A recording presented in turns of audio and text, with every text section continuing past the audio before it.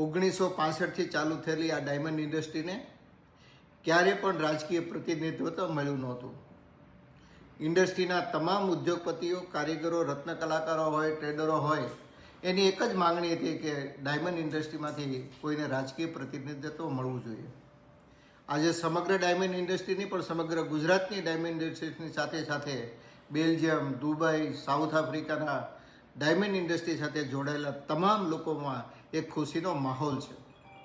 આ ખુશીના માહોલ માટે અમે આભારી છીએ ભારતના યશસ્વી વડાપ્રધાન શ્રી નરેન્દ્રભાઈ મોદીજીનો, ભારતીય જનતા પાર્ટીના રાષ્ટ્રીય અધ્યક્ષ શ્રી નડ્ડાજીનો અને એનડીએ સરકારના ગૃહમંત્રી શ્રી અમિતભાઈ શાહનો કે એમને રાજ્યસભાના ઉમેદવાર તરીકે હુલામણા નામ ગોવિંદ કાકા તરીકે ઓળખાતા ગોવિંદભાઈ ધોળકિયાને રાજ્યસભાના સાંસદ તરીકેની પસંદગી કરીને ખૂબ સારી બાબત છે ઇન્ડસ્ટ્રી માટે.